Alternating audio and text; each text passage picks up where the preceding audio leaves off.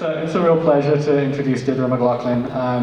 Deirdre is going to share her presentation. It's called Awkward, Expensive and Dangerous, My Journey to Sexual Self-Expression. Big round of applause for Deirdre.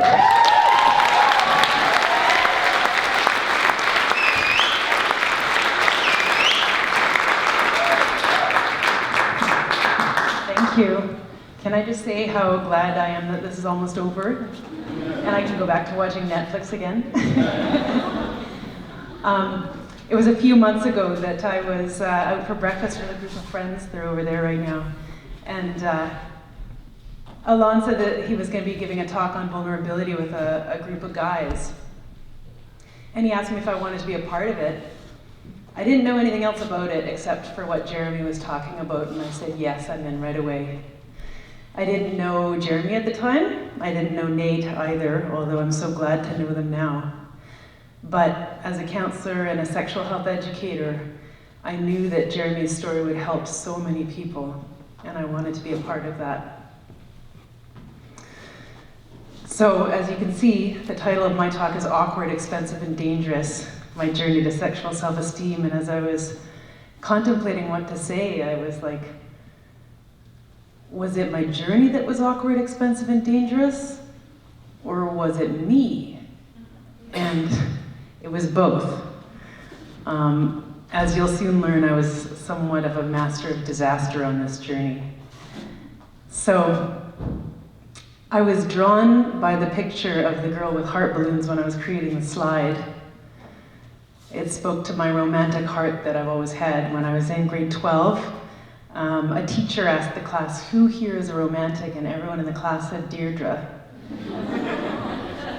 I didn't know that other people saw me that way, but it was true then and it is true now, and it's relevant to the story.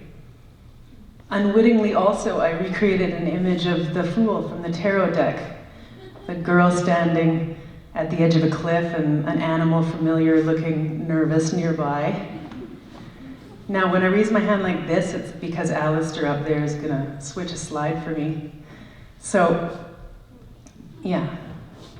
Yeah, thank you.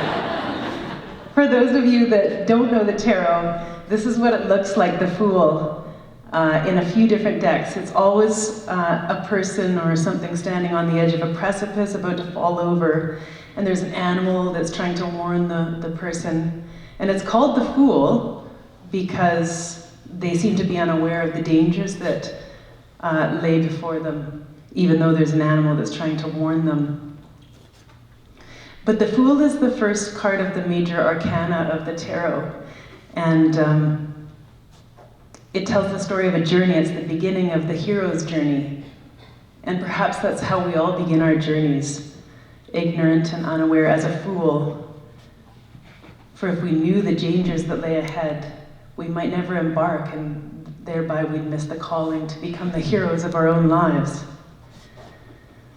So my own sexual journey began on the second floor of the childhood home of my first love, my high school sweetheart.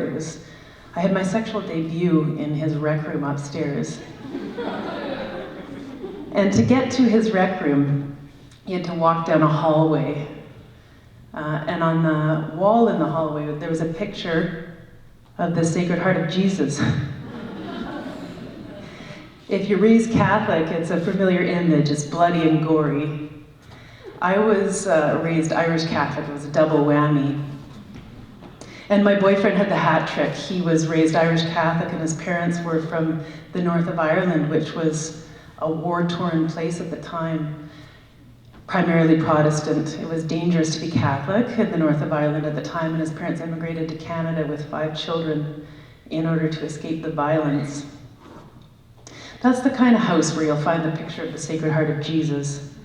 And the point that's relevant to this story is that it made a powerful imprint on me in my emerging sexuality.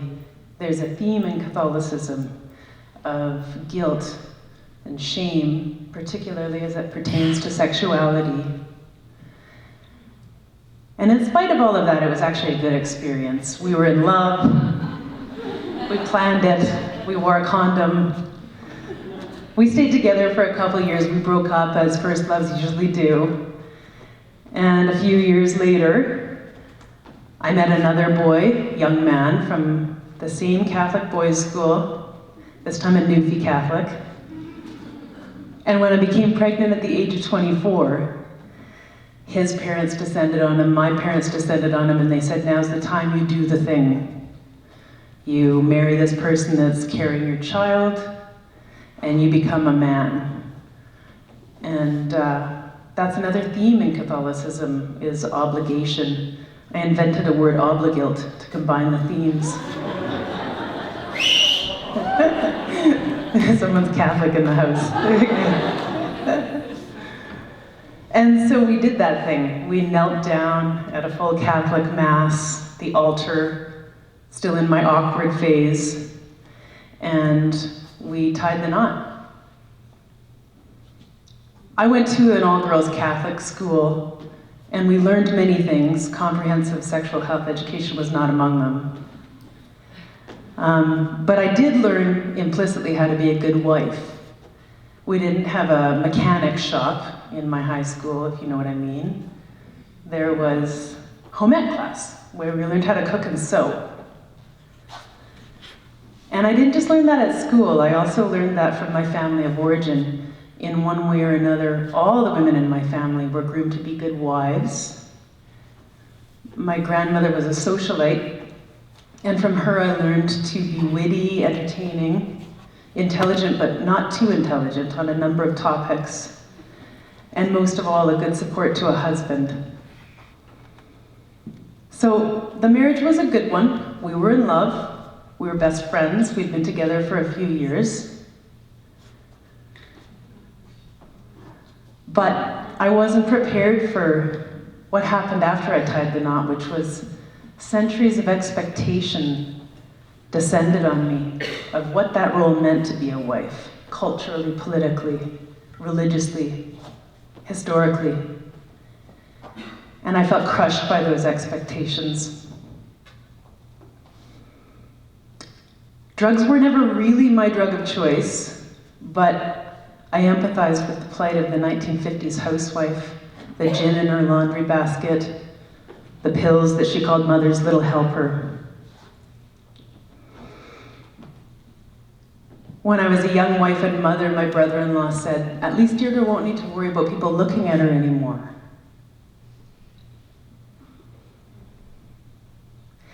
And at 25, to hear that was a devastating blow. To contemplate being invisible for the rest of my life felt like a death sentence, to be a supporting role in somebody else's life.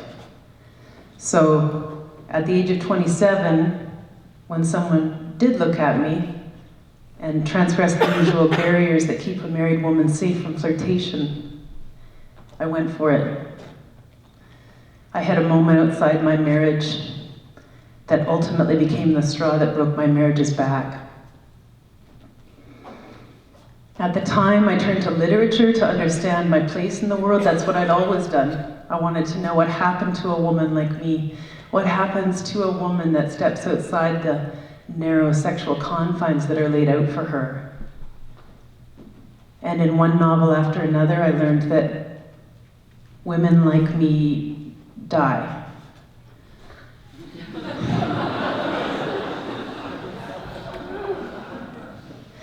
It's as though society, or the male authors, didn't know what to do with a sexual woman, and so they killed her off.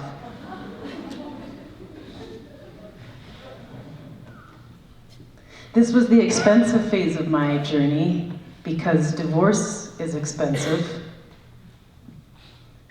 Lying to my best friend and my husband for a year out of fear was expensive. Telling him the truth and hurting him was expensive. But what was even more expensive than all of those things was not stepping into my own truth. And ultimately, it was a price that I was unwilling to pay. So, what did I learn from my awkward and expensive phases of the journey? Oh, I forgot one thing, which is this quote by Rhett Butler in Gone with the Wind. He said, until you have lost your reputation, you never realize what a burden it was or what freedom really is. Thank you. Didn't feel that good at the time. But when I was young, I didn't understand why actors wanted to play the wicked roles. I was always compelled by the virtuous characters. But virtue, when it's tied to people-pleasing, is somewhat one-dimensional. And my true self was more complex than that. It had contradictions and nuances and layers and depth. So now we can get to the lessons. What I learned from my awkward phase was to own your truth. Mine was inconvenient and difficult, and it hurt people, and it was painful. But ultimately, your truth is what people need from you. It's your unique offering in the world. And from my expensive phase, I learned to rewrite the narrative. In my case, it was literal. Literature had laid out this very disempowering and limited narrative for me. And so I had to rewrite it myself. But rest assured, if you find yourself having to do that, you're going to pave the way for others that come after you. So, at the age of 30, I was on the fast track, married and divorced already, and on the dating scene for pretty much the first time in my adult life. At the time, my mom said to me, just go have lots of sex. And while I appreciated her attempt at sex positivity, she couldn't teach me what she didn't know herself. She'd raised me as a single mom. She'd never dated while I was growing up, and before that, she had been taught by nuns. So when she advised me to just go have lots of sex, there was no mention of any of the other aspects of sexual health, like relationship boundaries or understanding consent or negotiating condom use. She couldn't teach me what she didn't know. She was ignorant and undereducated in those areas, and by extension, so was I. And ignorant and undereducated is a very dangerous way to enter onto the sexual scene.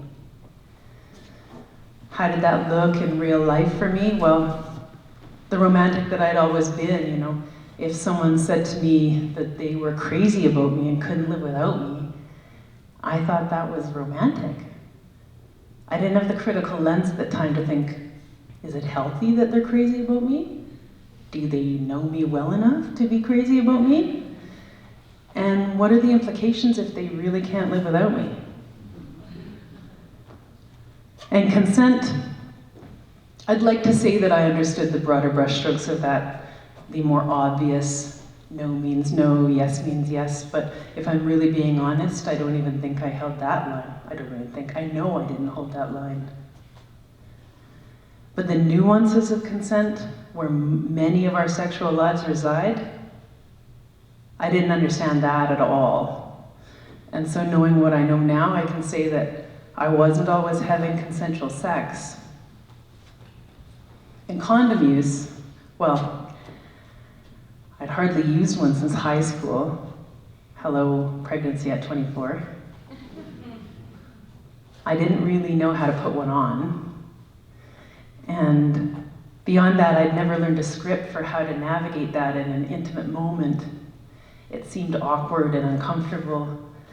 And so, because it seemed awkward and uncomfortable, I just didn't do it. Which made every trip to an STI clinic an absolute terror, overlaid with my Catholic guilt and shame that had me believing that STIs were dirty, and if you have one, if I had one, so was I. Now, knowing what I know chlamydia, for example, is just the common cold of the genitals. You take a round of antibiotics and you're good to go. It's true. Get tested.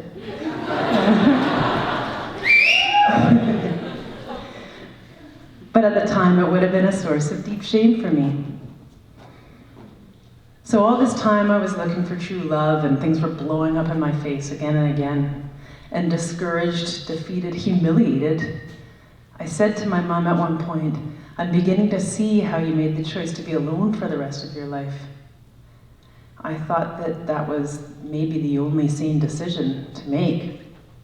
And she said something to me at the time that I'll never forget. She said, Deirdre, I made that choice because my trust had been shattered, and I should have sought counseling for that. Those were the right words at the right time to give me the courage to keep my heart open, keep looking for the love that I believed was possible. So around 6 years ago, shortly before I met a wonderful man that I'm with today, Rye Guy, as I call him, he's in the audience, and so is my ex-husband, and I want to give a shout out to both of them for being so supportive.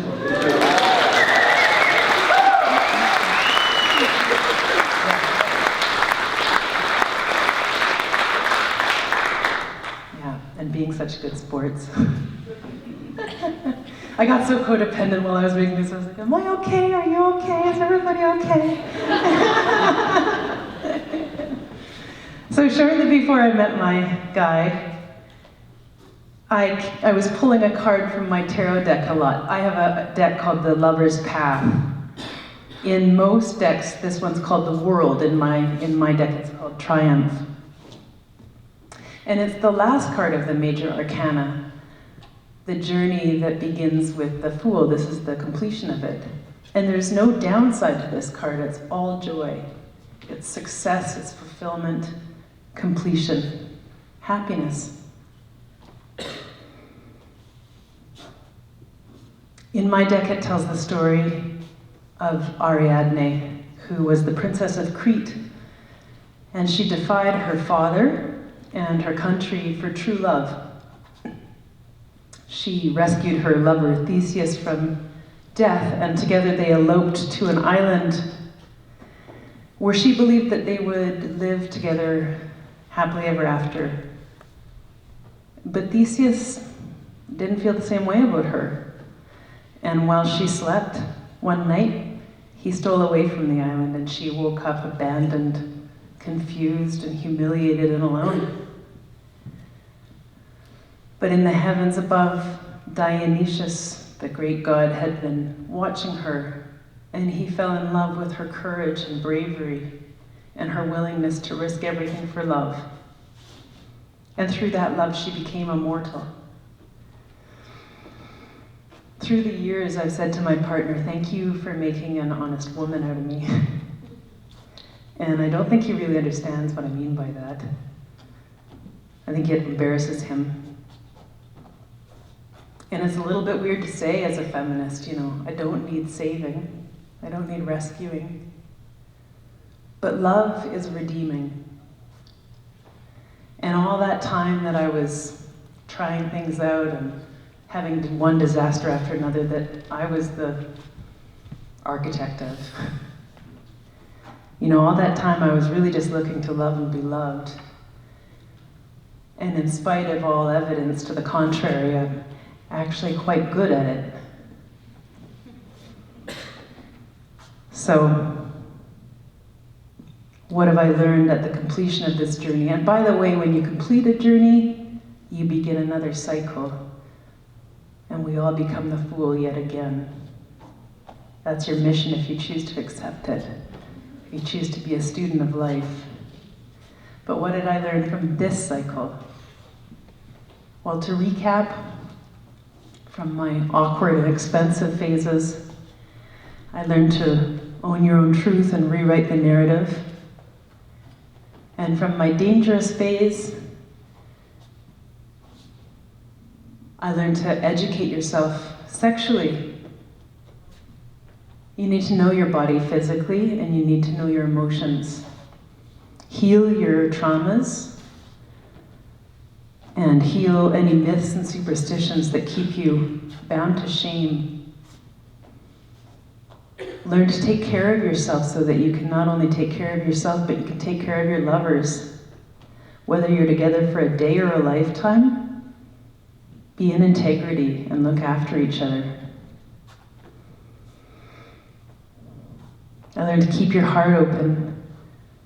This is probably more relevant now than ever before. The world needs open-hearted people. So this isn't just about love or matters of the heart or body. This is how you walk through the world. And finally, and this is the sexual health educator in me, last but not least, for God's sakes, use a condom. Thank you so much.